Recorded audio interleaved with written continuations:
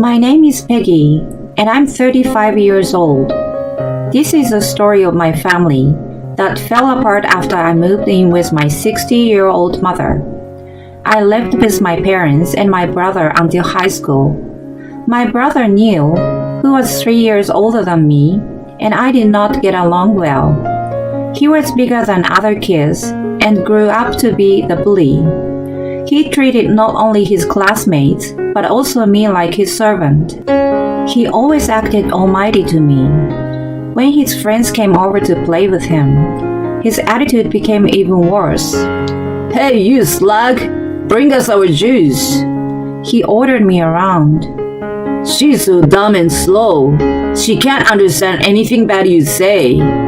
He insulted me in front of his friends. Even though our mom saw him bullying me, she would say, "It's great that you discipline your sister.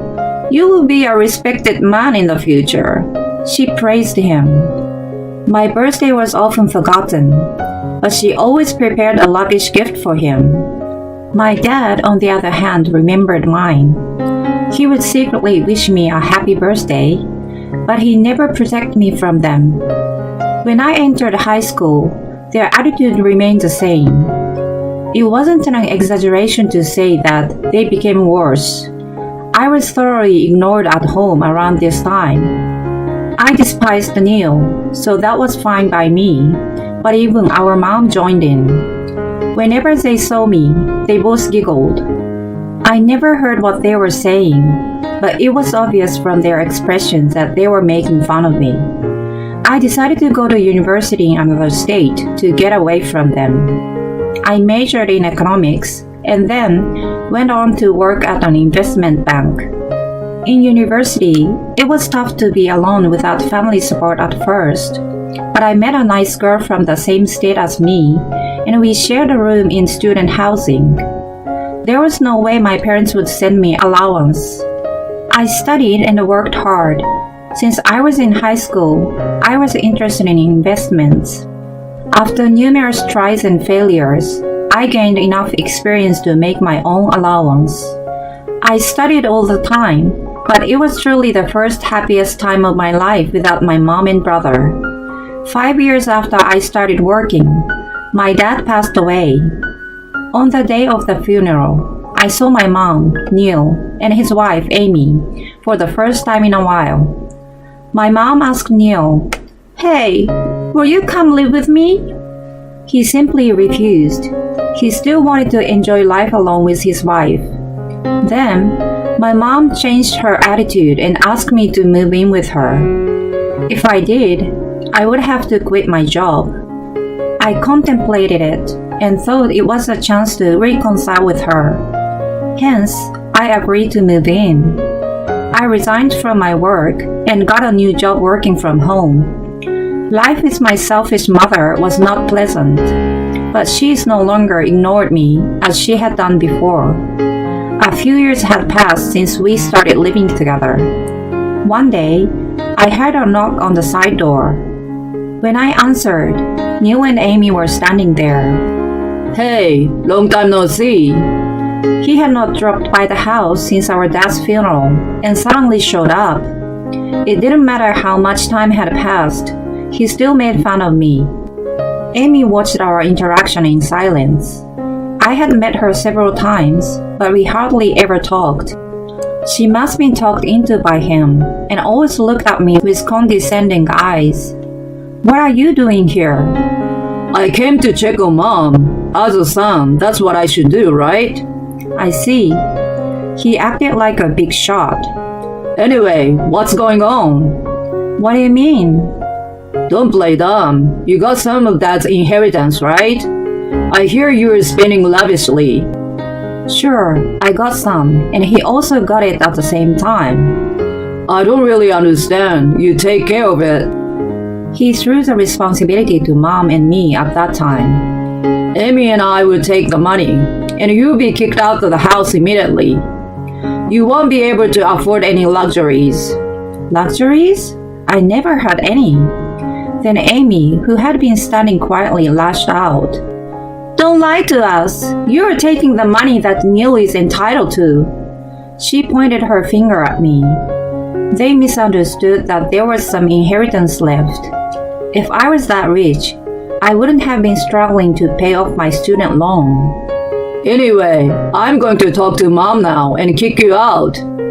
That's right. The money is ours. They walked into the living room. Doris, it's been a long time. Amy began to kiss her butt with a cooing voice as soon as she saw her. I thought you might be having a hard time living with Peggy. I was worried, so I came to check on you. Are you alright? Have you lost some weight? Neil pretended to be concerned. No way. I cooked every day and Mom ate a lot. If anything, she was looking a little fuller than she used to. Hey Mom, do you want us to move in with you? Oh, but I thought you guys wanted to live alone. Since moving in with her, I had been giving her a comfortable life. I thought she would want to stay with me. I realize that you might be lonely without me. Really? Mom. She was not choosing me. I would love to live with you and Amy. I'm looking forward to it too. The three of them carried on the conversation on their own. Wait a minute. I'm the one living with her. Shouldn't you talk to me first? Shut up. You are no longer of any use to her. You are costing money just to be here. We'll take care of her from now on, so you get the hell out. I'm saying this for everyone's sake. After Neil and Amy got married, they lived as they pleased. They rarely came back to see Mom. Amy, in particular, didn't know anything about her. I was worried that it would be difficult for the three of them to live together. You don't know your place, do you? You're always causing trouble to Mom. I had no choice but to let you stay with her until now. Just get out of here, you beggar! Amy, who was sitting beside him, also chimed in. Exactly! We don't want a parasite in our house. My head couldn't catch up with the sudden turn of events. I had no problem leaving the house, but I was worried about Mom. She had treated me poorly in the past, but still, she was my mother. I wanted to take good care of her throughout her golden years. I told her how I felt about her future. Are you going to be okay without me? You are no longer needed. I'm going to start a new life, and you're in my way. Kapow! Something in me exploded. I wasn't indeed a good match for her. Despite that, I had been supporting her. There should have been at least a word of gratitude. Besides, I thought that I had developed some kind of bond with her. Got it. If I'm in the way, then I'm leaving. I bought a lot of furniture. Can I take those with me? Whatever, take them.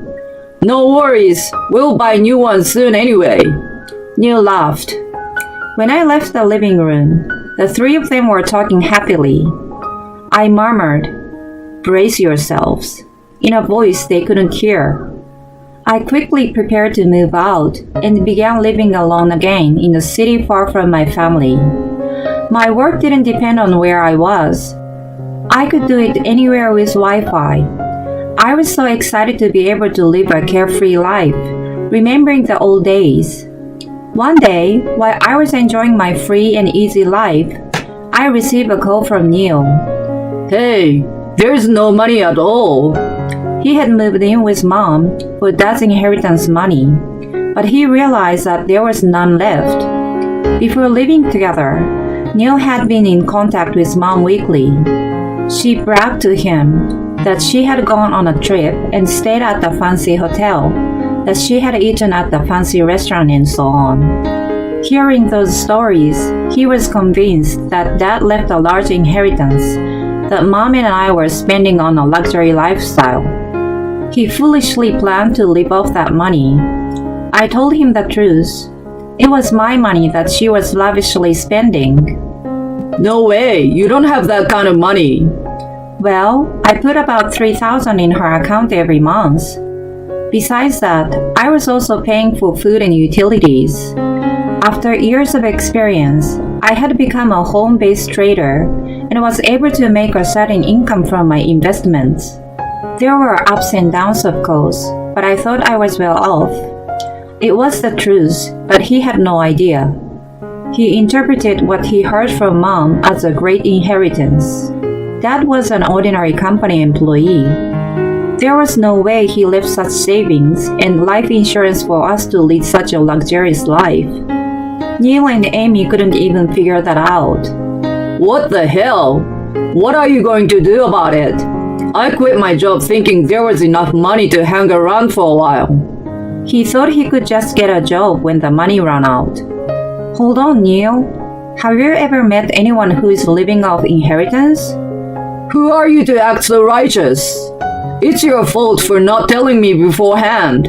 You give us $3,000 every month. Why do I want to do that? It's your brother's order. I wanted to laugh at his stupidity. Instead, I thought about educating him well as an adult. What do you think you are to give me orders? Of course, a big brother has authority over his younger sister. What a joke. Maybe if you are a brother who deserves my respect. You've never done anything for me until now. I have neither the obligation nor the duty to obey you. How dare you speak to me like that? Don't depend on others, you moron. Take charge of your own life. Mom, who had been listening to our exchange nearby, took over the phone. She went on trips, had dinner with friends, and bought clothes every month. Yet she still had money left. She conveniently thought that she was so good at managing money. She had no idea that I was putting in extra for her every month. Listen, help me out and send me money, she cried to me. You told me I was in your way, didn't you? Don't blame me. It was my dream to live with my son and his wife. You don't get married, so I thought I may never see my grandchild from you. Didn't you make it clear that you were done with me? Oh, come on, I'm telling you. I need you now. As long as you give me the money, you can come to visit me once a month from now on. Would that be nice? I couldn't say anything more than those idiots. I won't help you or Neil. I don't even want to see you guys anymore. Just give us the money! I could hear Neil screaming over the phone. I'm not going to live my life being pushed around by you guys anymore. I don't want you in my life at all. I'm cutting tie with you, so don't call me again. Wait a minute! I will reflect on myself, okay? Mom hastily pleaded, but there was no point in listening to any more of her tones. I hung up the phone on them. My phone continued to ring, so I blocked their numbers.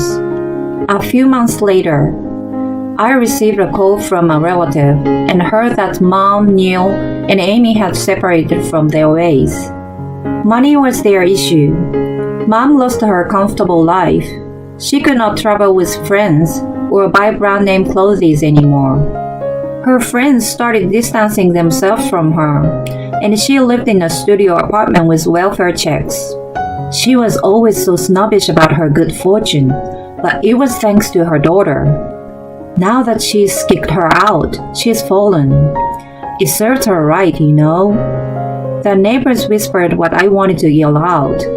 She had tried to reach me through relatives and even used a private detective to track down my whereabouts, even though it cost her a lot. I sensed it before she could ambush me and relocated immediately.